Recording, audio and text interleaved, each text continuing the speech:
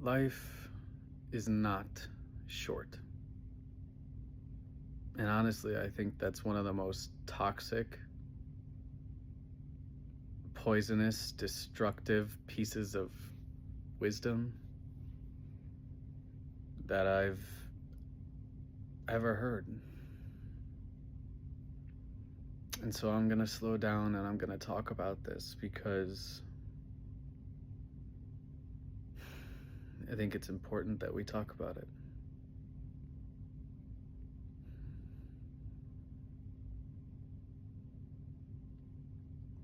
The lie, the fear that this is your only life and that it could be taken away at any time, it creates this sense of urgency, right? Gotta find a partner right away. I don't want to miss out. Can't be single for a while. What if I never find someone? What if I never find love? And so then you settle for someone who doesn't actually feel right to you. How many people do that? Or how many people are in and out of relationships all the time? Or can't even stay in a relationship for more than a week?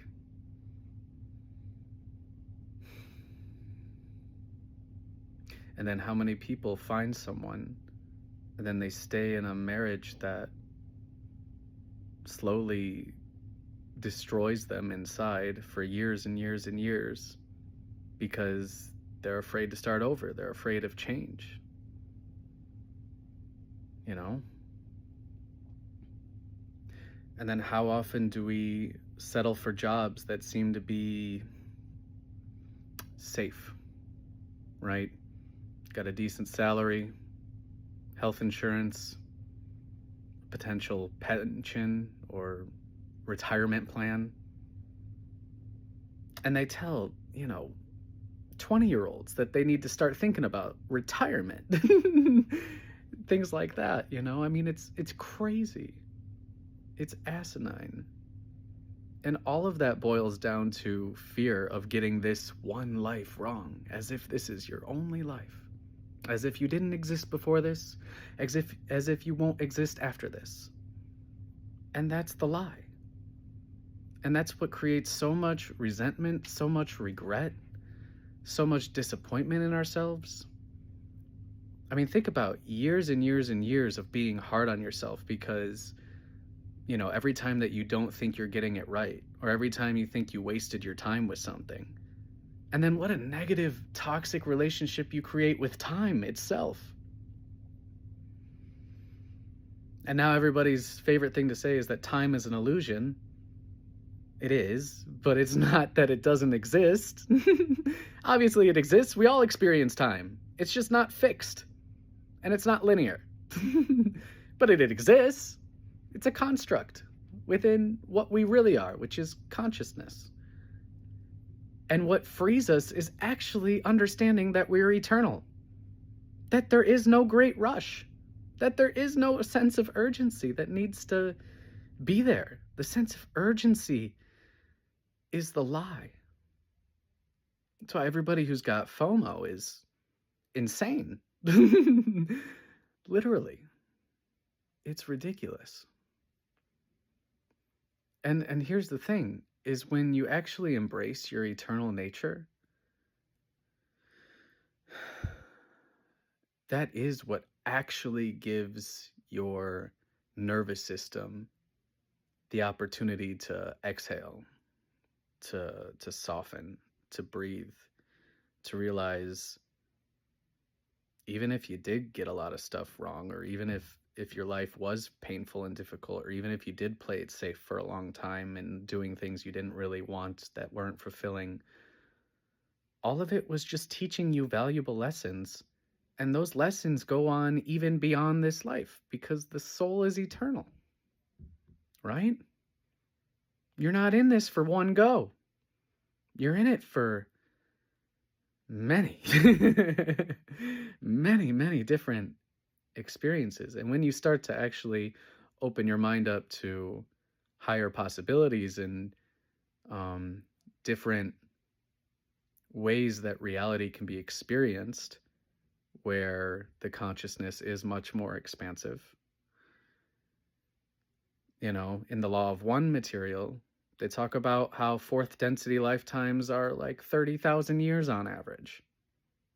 Now, if you had a 30,000 year lifetime, would you ever be worried about making changes? Would you ever be worried about taking some time to learn things or spend some time with somebody and then you decide, okay, well, we lived X amount of years together and we had a great time, but now I'm ready for something new, and it would be okay, right? It wouldn't be the end of the world. But because we think life is short, and because we're so critical of ourselves, so hard on ourselves, we make such a big deal about change. And in my own life, I'm actually really grateful that it's played out the way that it has. I've only been in one relationship, and it was 10 years long, and it ended a couple of years ago. And I had my awakening to my eternal nature a few years ago. So it was about a year before I ended up separating with my ex officially. And so this whole time, the last few years, I've just been healing my relationship to life and to myself and to time. And I've taken the time to learn from my life. And I've taken the time to look at all of my past hurts and traumas and the patterns that were in my family that I was exposed to, and in other areas of my life that I was exposed to. Things that, you know, didn't feel loving, or, you know, times where I was very forgiving or understanding with people and didn't really honor my pain, or times where I was manipulative or I was hurtful, and things like that. Where was I failing to love others? Where was I failing to love myself? And I looked at all of it, and I took the time, and I embraced this change. I embraced that chapter ending with my ex, and then deciding I wanted to, you know, do my own work, do my own business, and help people heal and things like that, you know, and take the time to really learn about the healing journey and from my own experience, really.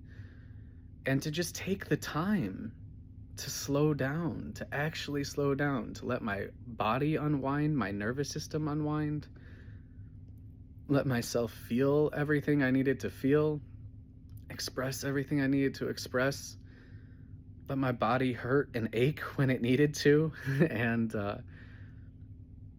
just actually rest. Slow the fuck down. Chill out. Stop making the world my problem. Stop making other people my problem. Start actually just being here, being present, choosing love, aligning myself with love, finding out what my heart actually wants. That's all possible when you actually slow down, because you're not in a rush. There's no urgency. You didn't get anything wrong. You just learned. If you're learning from it, right? When we actually take the time to honor our stories, honor our lives, not just let them go, but actually honor them and love ourselves, love the past versions of us that were hurt, that never got to be seen and held and expressed in the ways that they needed to. When we actually take the time to do that, we transform our relationship to ourselves, to the past, to the present, and to the future. We heal our relationship to life. But so many people don't want to do that because they're in a hurry. They want quick manifestation tips and all this bullshit that doesn't fucking work. Because it doesn't. Because until you actually find out what you want and choose it and commit to it and live that as your truth, your life's not going to change because you didn't change. You know? Real change, real transformation takes time. And you have to be willing to slow down and to make choices that feel good to you. To stop giving people time who don't want to honor who you are or who you're becoming. To stop working the jobs that, you know, are toxic and find something better for yourself. You know, even if it's not ideal, at least find something where the people are respectful. You know, we all deserve better. Friends who treat us well, who don't talk behind our backs, who don't judge and project. People who are kind, people who are understanding. That's who deserve our time and our energy. And more than anything, we deserve our time and our energy and our love. And we have to learn to give that to ourselves, you know? Because until we can really fill our own cups, we can't really give to another anyway. Not in any meaningful way.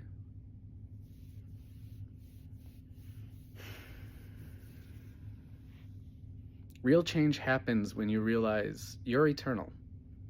When you actually stop being afraid of looking at the truth of who we are and realize that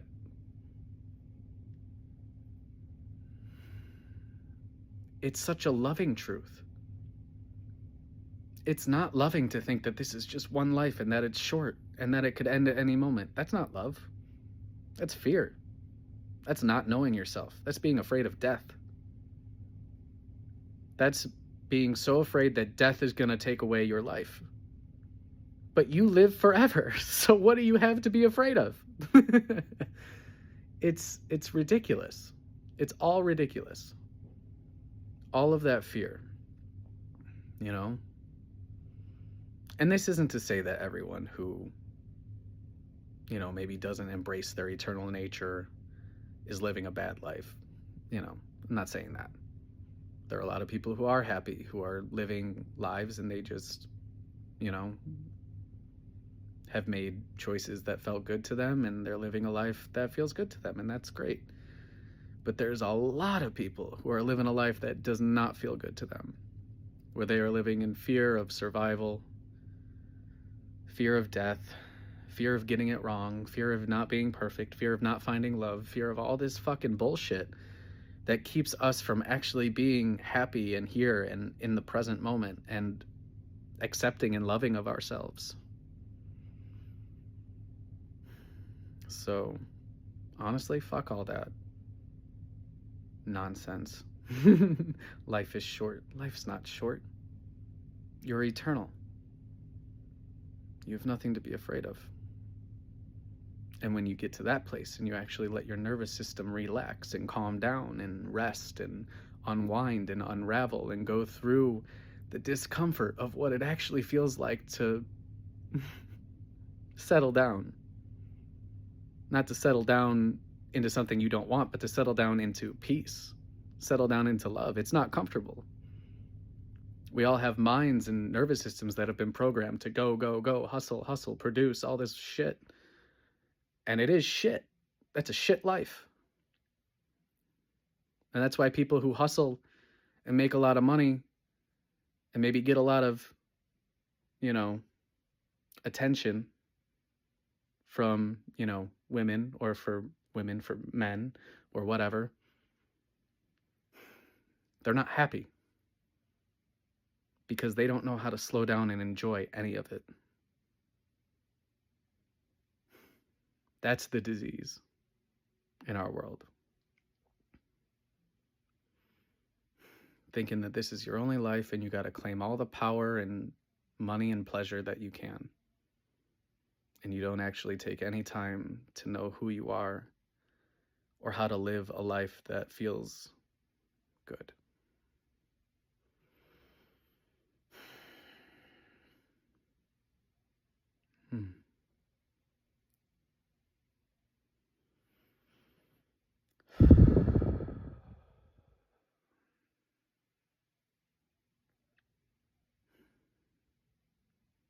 I love you guys. I hope you'll take some time to ponder this.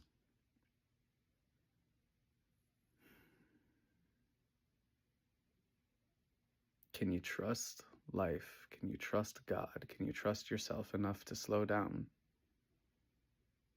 to breathe, to actually enjoy things instead of always trying to get something else or get somewhere else?